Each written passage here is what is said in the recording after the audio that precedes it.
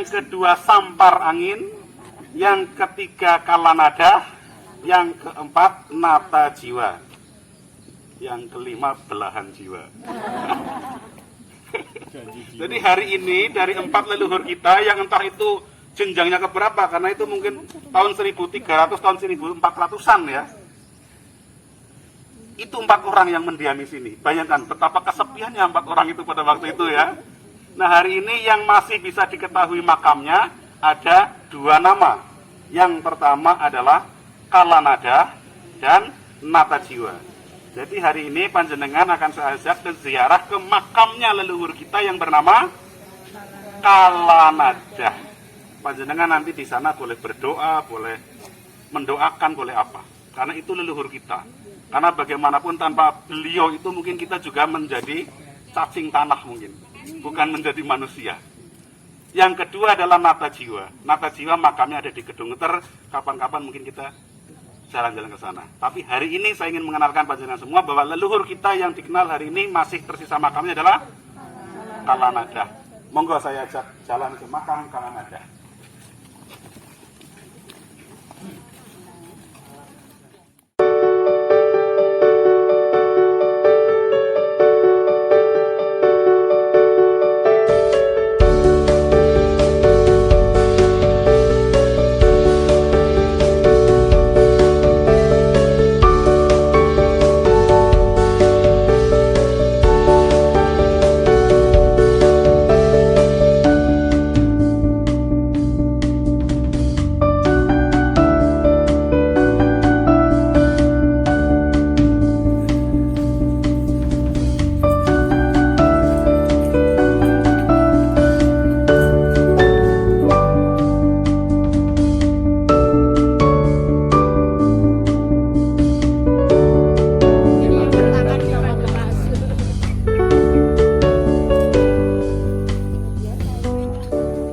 Kemungkinan sekitar abad 14-an. 14. Ya. Majapahit sekitaran ini. Ya. Oh lebih dulu, lebih dulu Majapahit ya. Karena nanti kita akan ke situs yang itu pada era Majapahit. Orang tuanya kalau nada siapa Pak? Nah itu yang belum ketemu. Ini pertanyaannya seperti istrinya Gajah Mada siapa? Nyonya Gajah Mada. Jadi hari ini kita Ibu Kalanada. tapi pasti ada pasangannya karena tanpa pasangan kan tidak bisa mungkin manusia kan tidak mungkin membelah diri. Tidak seperti amuba. Jadi kita pasti ada pasangan jadi berkembang biak. Oke, kita akan berjalan ke tempat berikutnya. Saya ngobrol di sini dulu, nanti di sana tinggal panjenengan.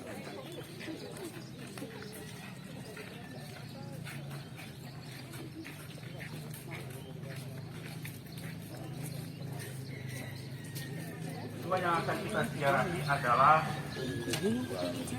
titik yang menjadi nama Banyumas. Orang itu selalu kebingungan ketika mencari Banyumas. Karena ketika datang ke sini, ini nama desanya apa ya? Sudagaran apa ya? Sudagaran ya.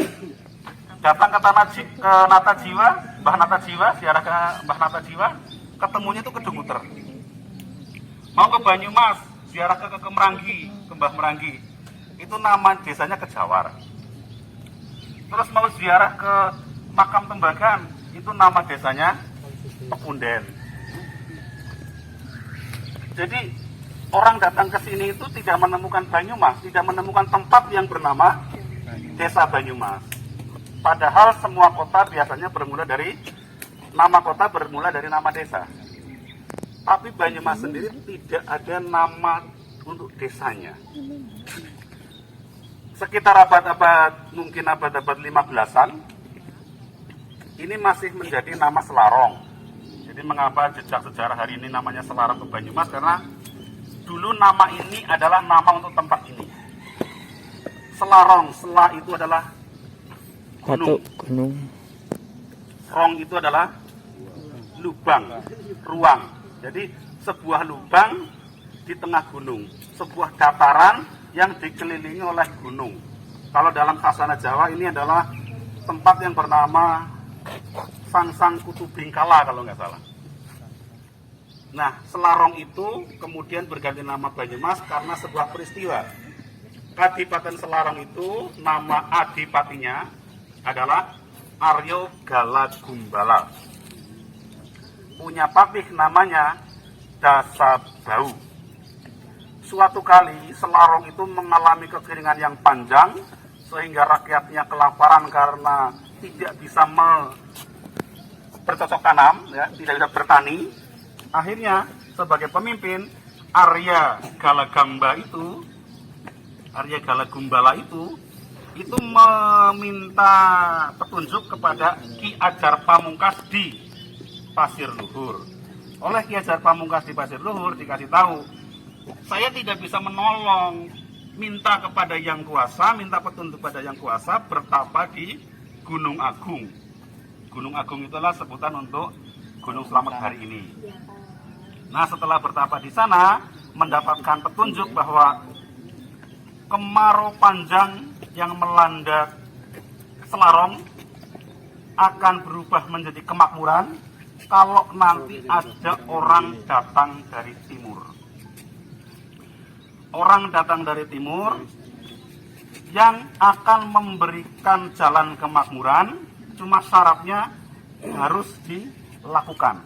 Jadi orang dari timur itu nanti akan meminta syarat, kalau syaratnya itu dilakukan, maka kemarau panjang itu tidak berlanjung lagi atau berhenti. Nah, ternyata betul. Begitu pulang dari Gunung Agung di Kadipaten Selarong, Dasabau itu menderita sakit. Sakitnya kenapa? Karena ternyata dia menangkap orang dari timur. Jadi orang asing dari timur itu ditangkap kemudian dipenjarakan.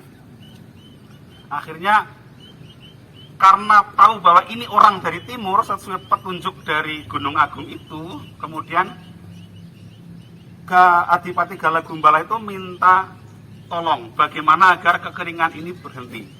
Nah, ternyata kekeringan berhenti itu ketika si orang dari timur mengatakan syaratnya adalah rakyat Selarong harus berganti baju. Maksudnya berganti baju dalam kata-kata Jawa itu adalah gantos ageman. Gantos ageman itu maksudnya adalah berganti pakaian atau berganti keyakinan atau berganti agama. Karena ternyata orang yang dari timur itu adalah muridnya Sunan Ampel yang disuruh mengislamkan Jawa bagian barat membantu Sunan Kalijogo. Ketemu Sunan Kalijogo, sama Sunan Kalijogo diperintahkan kamu mengislamkan Selarong. Akhirnya betul, setelah disepakati Patih dan adipatinya, mereka siap untuk berganti keyakinan dari keyakinan yang lama, keyakinan yang bakalan ada, untuk keyakinan baru yang dibawa oleh orang timur itu. Nah, cara menolongnya bagaimana? Cara menolongnya karena Sunan Ampel itu membekali dua bekal, yang satu tombak, yang satu tongkat. Nah, tombaknya itu ditancapkan di alun-alun Selarong. Pada waktu itu alun-alun Selarong itu kadipatennya ada di selatan, menghadapnya utara, karena menghadap Gunung Agung. Beda dengan keraton sekarang menghadapnya alun-alunnya itu di utara. Ini alun-alunnya. Nah, setelah itu ditancapkan di tengah alun-alun, itu ternyata ketika dicabut Allah itu memberikan rezeki berupa turun hujan. Jadi begitu dicabut dari bawah juga keluar mata air, dari atas juga turun hujan. Orang-orang yang melihat itu teriak-teriak banyu emas, banyu emas, banyu emas. Karena begitu lamanya tidak melihat air, begitu melihat banyu itu harganya seperti emas. Dan dari kata-kata Banyumas itu kemudian lahir sungai yang bernama Sungai Banyumas. Karena dari mata air yang ditancapkan tongkat itu kemudian ada 5 sungai, 2 ke sana, itu Dusun Menganti, menjadi Sungai Menganti. 2 ke timur, namanya tidak diketahui, yang ke sana juga menjadi satu, menjadi Sungai Menganti, tapi jadi seperti Kalen sekarang. Terus yang ke arah tenggara, itu yang kemudian dikenal sebagai Sungai Banyumas. Jadi kota Banyumas itu bermula dari Sumur Mas, kemudian Sungai Banyumas. Kita akan melihat situs yang dulu menjadi tempat ditancapkannya tombaknya. Siapa tadi? Oh, belum disebutkan ya. Namanya adalah Kalinggajati. Kalinggajati itu kemudian setelah berhasil menancapkan tongkat, terus orang-orang bisa bercocok tanam lagi karena turun hujan. Itu kemudian saking berterima kasihnya, si Adipati Galagumbala itu memberikan putrinya Retno Ciptowati untuk diperistri dan untuk menggantikan menjadi Adipati Selarong.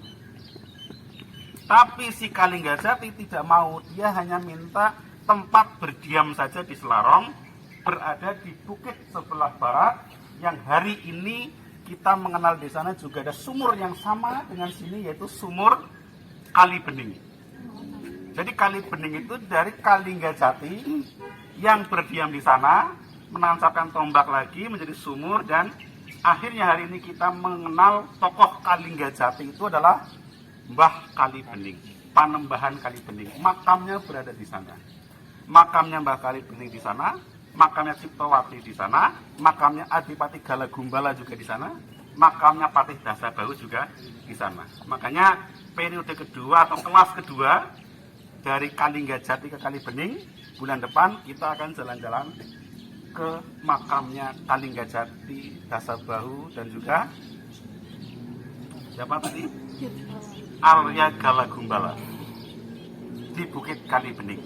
Nah, di Bukit Kali Bening hari ini menyimpan dua babat. Yang pertama adalah babat Banyumas Kali Bening yang menjadi dasar pindahnya hari jadi Banyumas dari 6 April menjadi 22 Februari. Jadi kapan-kapan kita datang ke sana untuk melihat makam Kali Bening dan babat Banyumas Kali Bening yang masih otentik, masih asli, tulisan zaman dulu.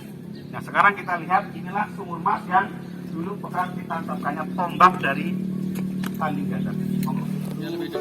Tombak dari Kalinggajati, kita ke sumur suci. Ini adalah Sirahing Sumur Banyumas. Jadi sumur ini katanya nih, saya belum pernah nyoba, tapi kalau panjenengan nanti ada satu yang mencoba boleh. Jadi sumur ini jalannya cuma 3 meter. Nanti diambil pakai itu, kalau beruntung dapat air. Kalau nggak beruntung nggak dapat air. Sudah pernah dapat air? Nah, monggo Mbak Opi, dapat air apa enggak? Monggo siapa yang mau mencoba? Satu orang. Dalam itu. Dangkal memang. Oh. Coba tarik, coba tarik. Coba tarik. Tarik, Mbak. Ya, oke. Ada. Talinya yang kurang panjang. Oh, itu belum dilepas. Tarik. Bismillah, berdoa dulu, mohon keridhaan dari Allah. Apabila memang nanti Allah memberikan apa ya bahasanya jalannya lewat situ, ya nanti akan dapat. Ini banyak sekali orang-orang petinggi-petinggi pemerintahan yang sudah pernah di sini. Bahkan Ibu Puan pun sudah pernah mengambil airnya. Nek Pak Ganjar tahu saya nggak tahu, tapi Ibu Puan saya belum tahu. Maksudnya dia sambung. Anda belum beruntung. Berapa menit lagi, Bobi? Bobi, waktu?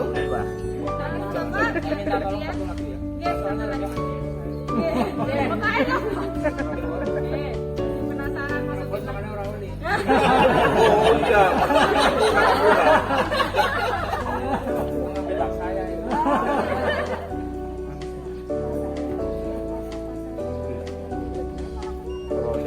Ora. Monggo.